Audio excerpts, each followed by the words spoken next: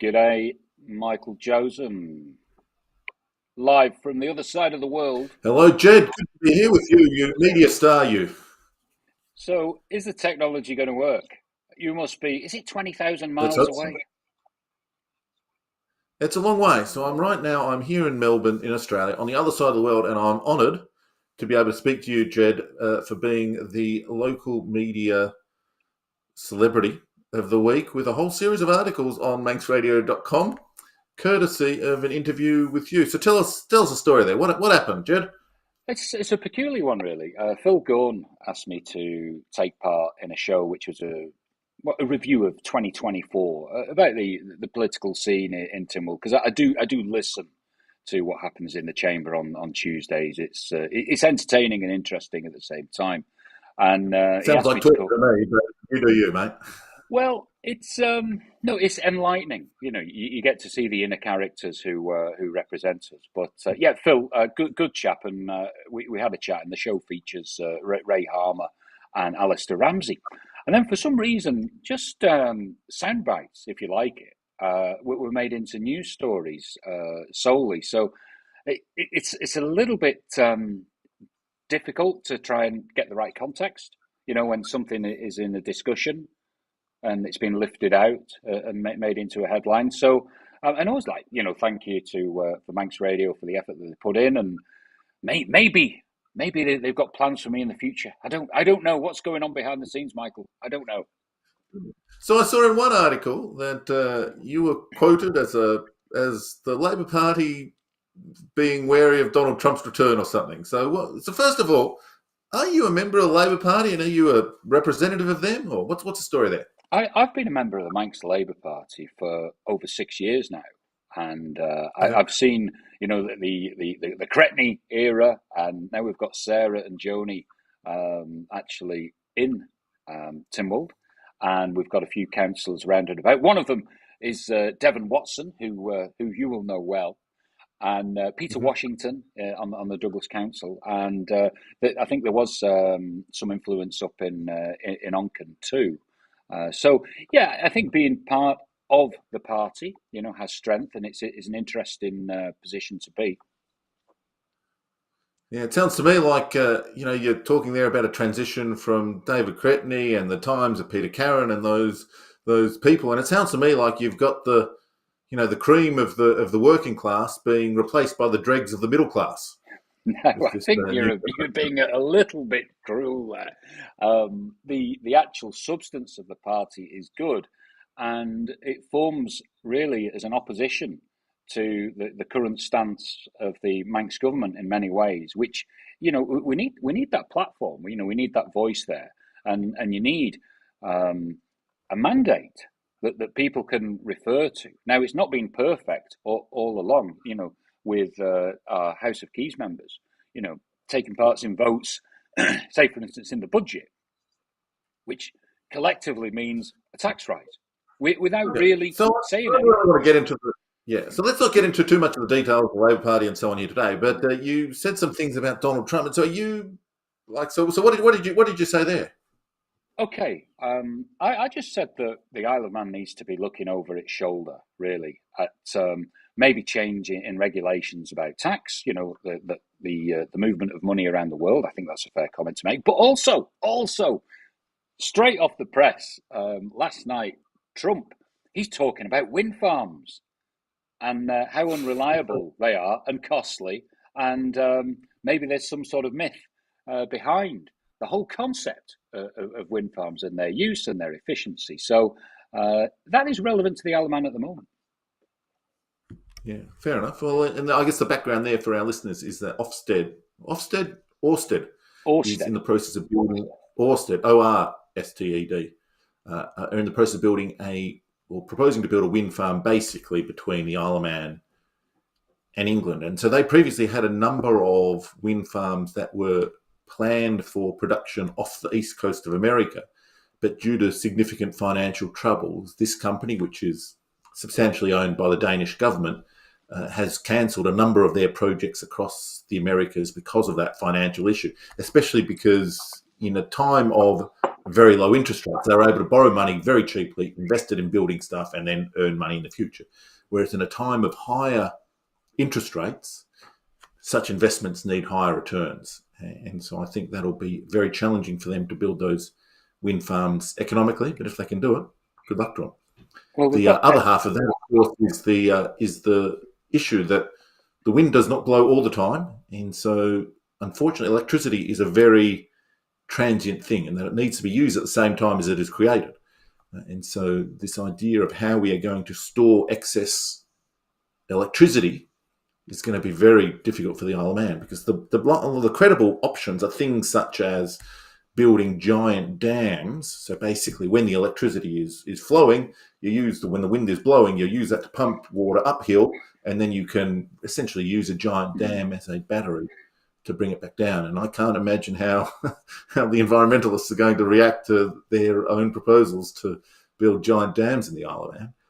So I think we haven't got the cash to do it. We've not got the cash to have that energy storage at all. Yeah, like it's obviously not going to be funded by the taxpayer, but I could, it's not impossible for a company to try to purchase great big chunks of the Manx uplands and turn it into a giant dam. I think the idea is crazy and not going to get off the ground for many reasons.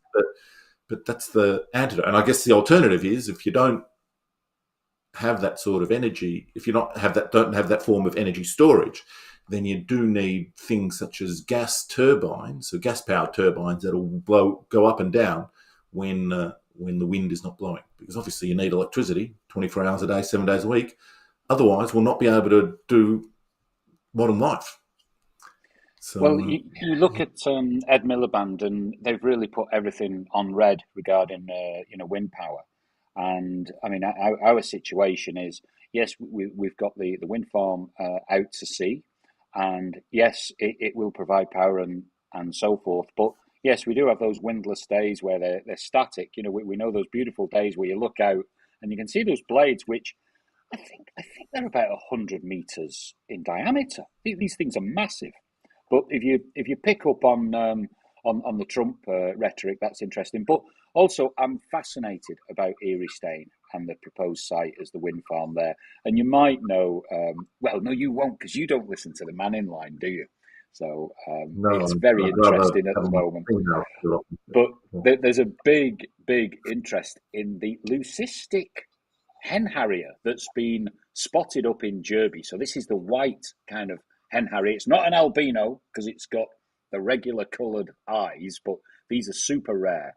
And that particular hen harrier was born, or fledged, as we say, in Eriestane, which is the site of the proposed wind farm. So there's just, what can I say? Mental imagery about all these hen harriers and birds getting spliced and diced by the blades whizzing round, and so forth. But it's interesting if you do follow the local scene, the nature elements. One of the things that I looked into some years ago when I ran for Tynwald is I just assumed that before one took part in public debates and conversations, you should do a little bit of research. And so I was quite fortunate as I was able to find one of the environmental scientists who was involved in deployment of onshore, so on the land, wind farms across in the Republic of Ireland. And she made the point, look, it is true that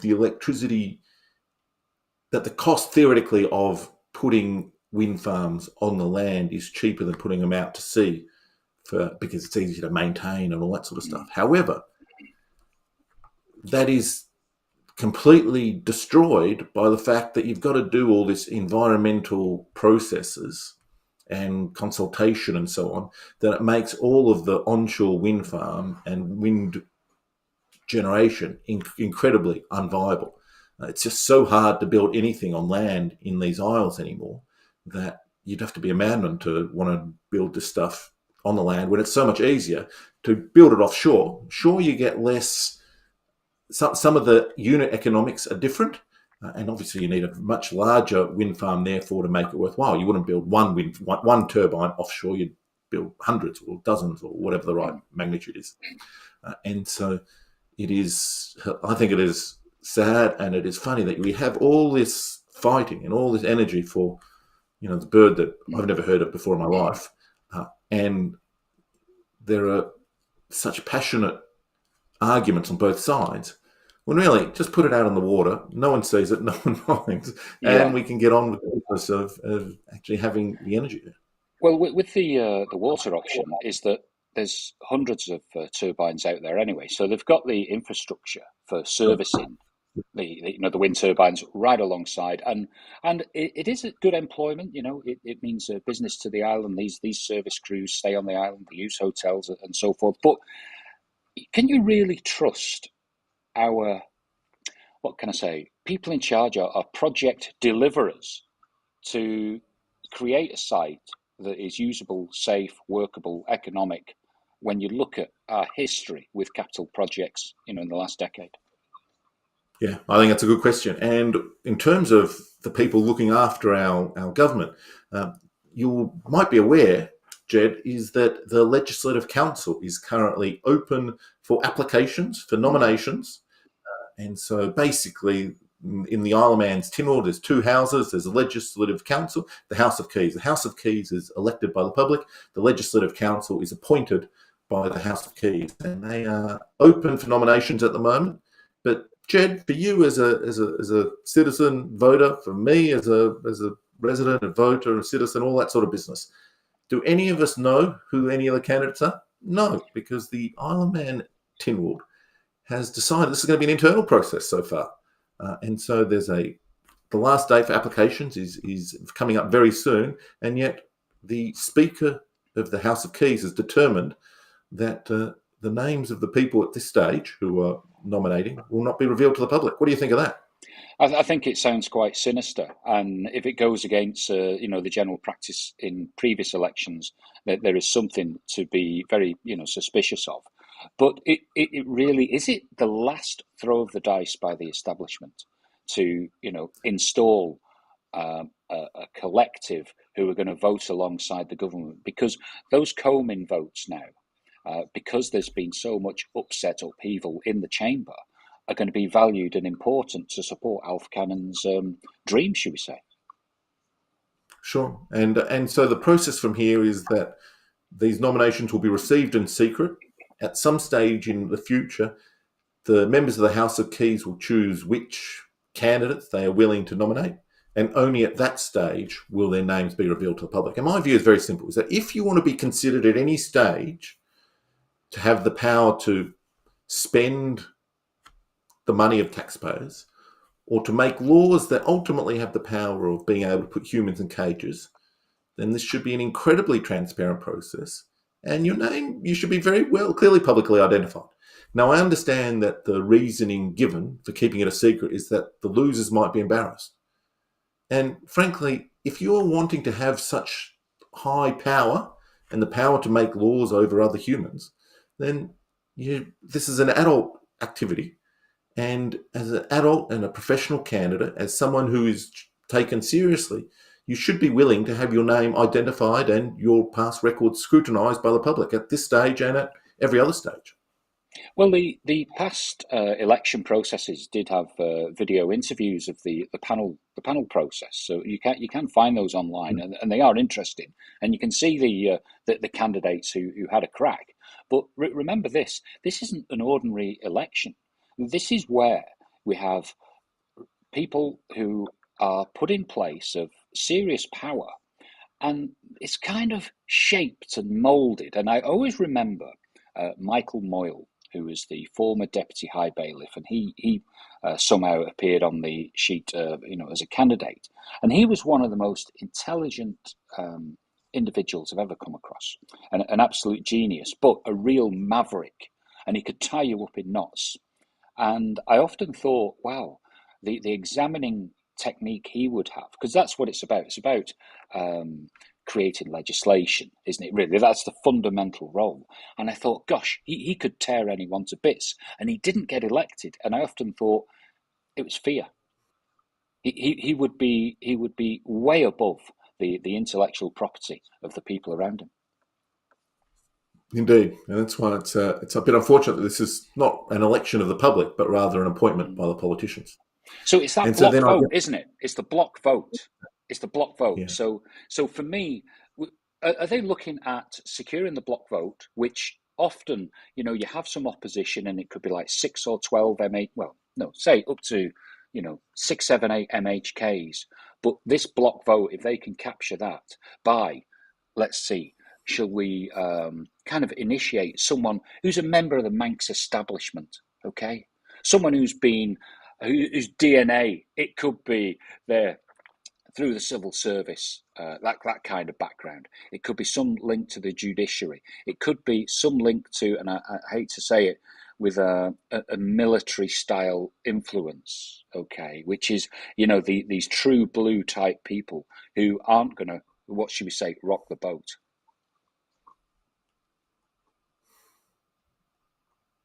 yeah, no, look, it's very concerning. And then on a far more concerning and a very different issue here today, we have the continuing public discussion of the child rape gangs out of the UK across. And there is a little bit of a Manx connection here in that one of the leading writers who has drawn extreme levels of attention in the Daily Telegraph and elsewhere for his work and uncovering and sharing some of the most brutally horrific stories is a man by the name of Sam Ashworth-Hayes, who is from the Isle of Man. And as a writer, some of the stories that he has been sharing are just completely repulsive and completely reprehensible. And I think it is fair to say that many of the criminal cases are now concluded, and may the perpetrators rot in hell for the awful things that they have done to date. But one of the things that I can't get over is the failures of British institutions to protect the little girls who are victims. And it is just some of the stories that he has been able to share and uncover and to release has just been, it makes you sick in your stomach. He's talking about 1,000 girls, Mm. 1,000 girls just in the one town of Telford, and it's just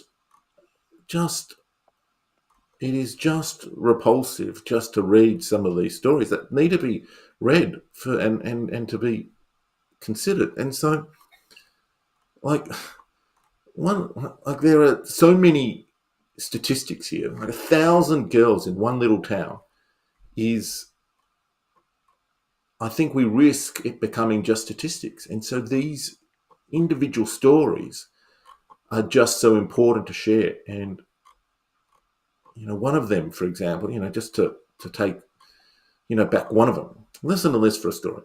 A 12-year-old girl is molested. She goes to the police, and you know what they do? They tell the victim off for being drunk. While she is still in the police station, according to Sam, she is then invited into a car by two other men. They rape her, she's dropped off, and she asks a man for directions.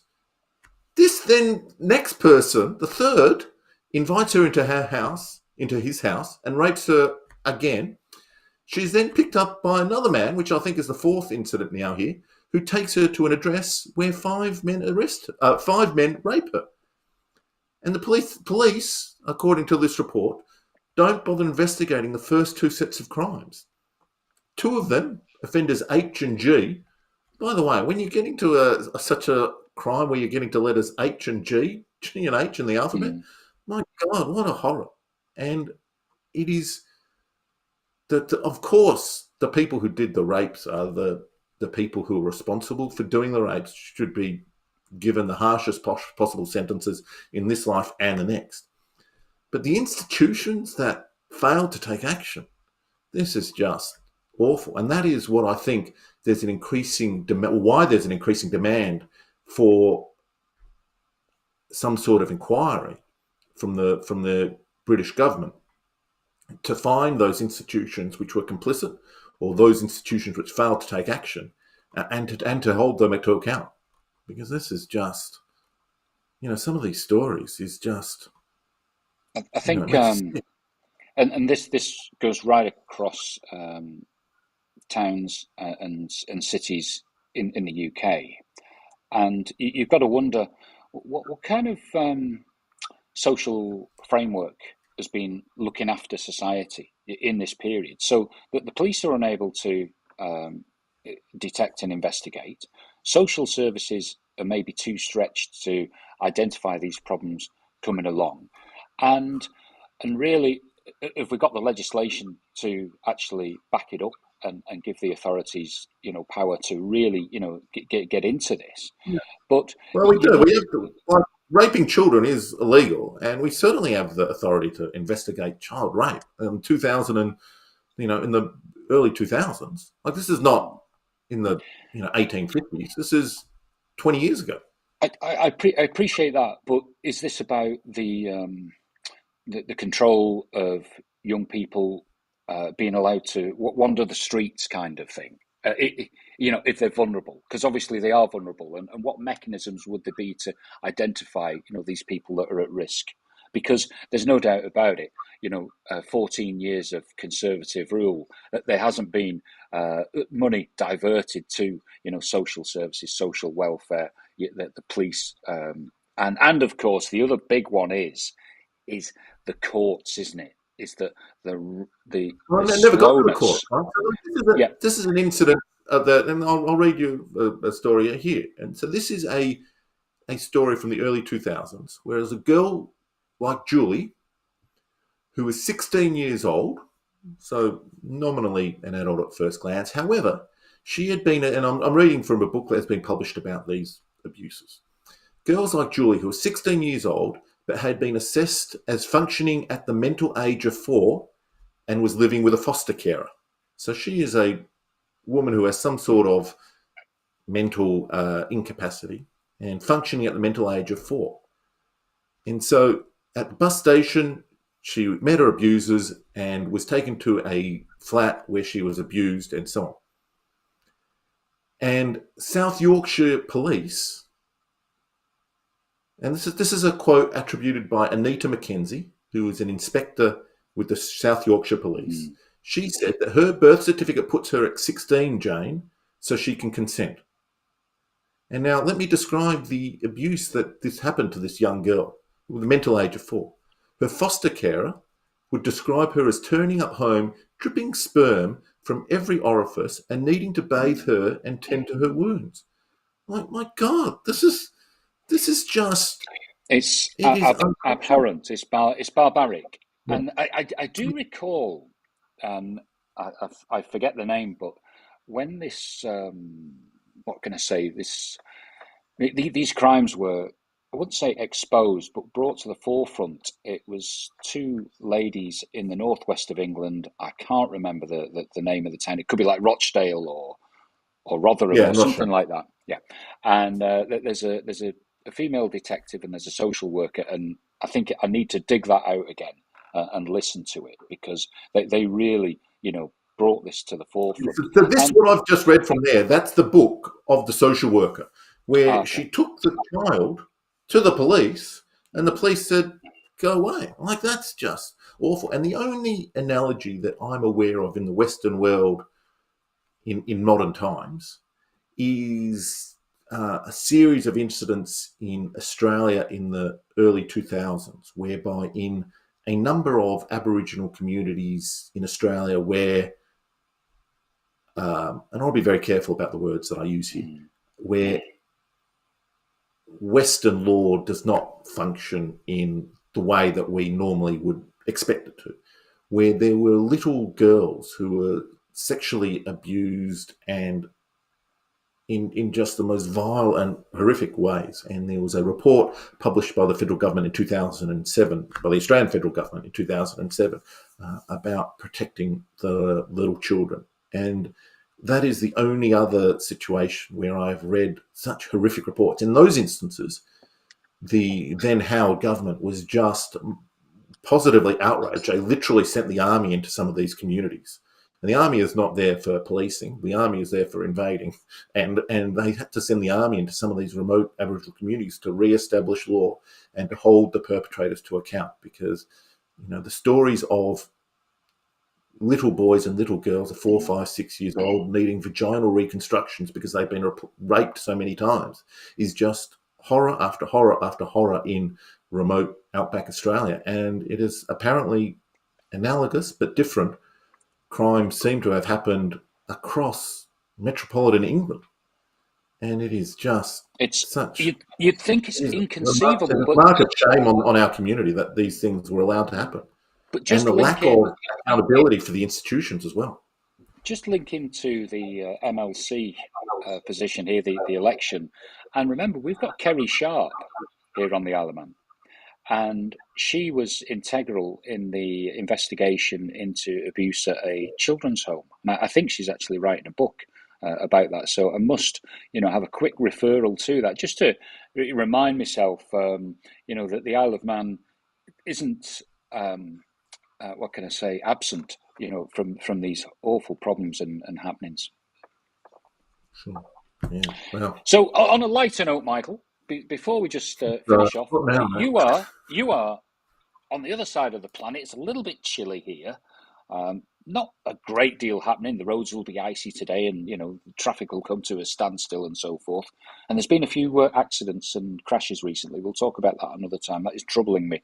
Is the level of injury and trouble that we're having encountered by people using the roads. But let's just quickly teleport me to life in Oz. What are the differences? You're walking down the street, you must look around and think, blimey, this is beautiful.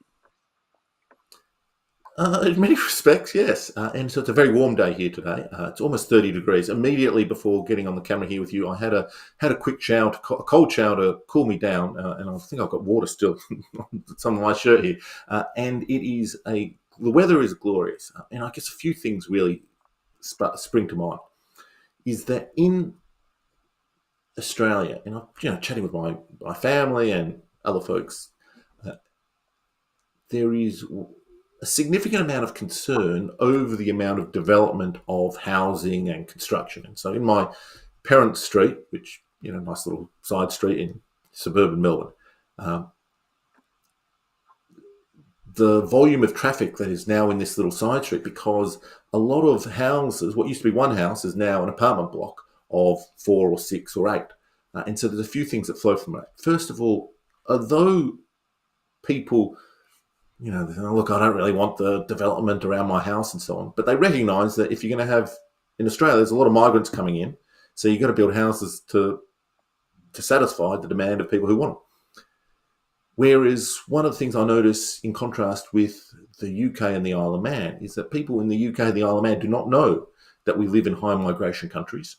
They do not know that we have large numbers of people coming in and increasing demand for housing. And so there's significant opposition to housing, because people do not recognise there is increased demand for housing. So that's number one. Second of all, I do significantly notice the significant wealth of people in Australia. It is significantly much, I don't know what the right word is here, but basically just things are a lot richer here. And so that is really confronting. And I think a big part of that is that people are allowed to invest in housing. Therefore, they do not need to spend so much time commuting. Commuting time is less of an issue in the Isle of Man, but in London, where I have worked for managed staff who work there, it's common for them to travel an hour into work and an hour home. And so that high cost of housing means that people spend a lot more time travelling, a lot more time wasted on fuel, and a lot more time wasted on earning money for the fuel, and a lot more time wasted in the commuting as well. And so all those things build up to a significant loss to the British society. The next thing I notice is that here in Australia, it is obviously a lot sunnier than in the Isle of Man. And so there's a significant amount of solar energy. And one of the good things about in the solar energy and Australia is that when it is hot and sunny, it is mostly correlated with the peak energy usage, which is a lot of people having air conditioning. So here in the house, there's an air conditioning unit going in the next room.